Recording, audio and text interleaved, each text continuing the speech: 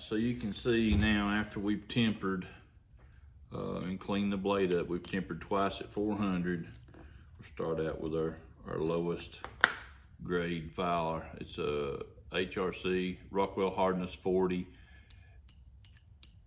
As you can see, it doesn't move it at all. Let's go ahead and bump up to 50. Not moving it. Move up to 55. Not moving it. Up to 60. 60's wanting to move it a little bit every now and then. And then here's our 65. And as you can see, 65 moves it all over the place. So we're between 60 and 65. There's our 60. And here's our 65. You see the difference? So that lets us know to a degree that we're between 60 and 65 Rockwell on the hardness scale. So that's pretty good for this old spring metal, in my opinion. All right, we'll move on. Hello, everybody. John Barnwell's Handcrafted Knives.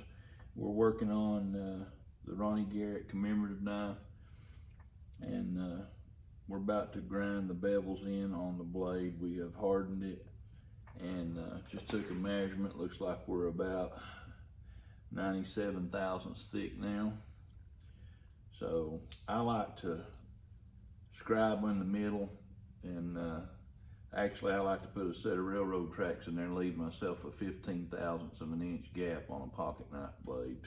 I usually go 20-25 on a hunting knife, depending on the size of the blade. And what I mean is, so what we need to do is we need to take 0.097, which is 97 thousandths, and I've already used a calculator on this, because I'm not real good at math figuring in my head, but I already know the numbers. 47 thousandths, and we deduct 15 thousandths off that for our center line, and that gives us 81, and we divide that 81 by 2, or 82 rather, and that gives us 41 thousandths on each side. So what we do is we bring our calipers to 41 thousandths, and I'll tighten it down there. And then I've showed this before, but this knife's pretty important. I'm gonna show it again. So I'll scribe on this side, and I'll turn it around and I'll scribe on this side, so that I'll end up with a set of railroad tracks. Now, everybody's cringing because I'm using these Matatoya calipers, but I spent the big money on these calipers, and they actually have carbide tips made for scribing, so don't panic, everybody.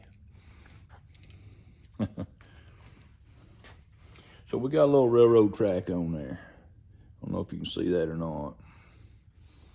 And we're gonna get some grinding. I always like to start with this little jig that I made to get my plunge lines even on each side. And then after a few minutes, I'll take this off and continue to grind. But we're gonna go ahead and get our bevels ground in right now. So here we go. Loud noise coming up.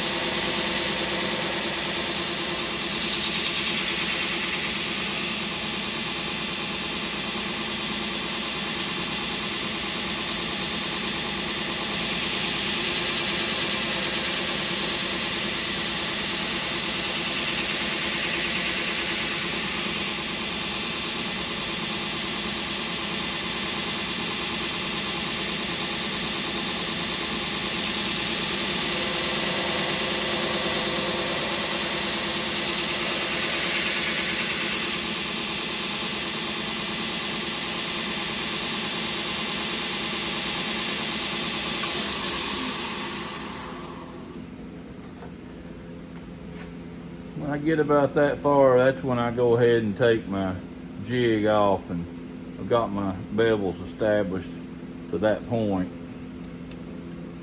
If I don't take it off now, it starts interfering with my grind.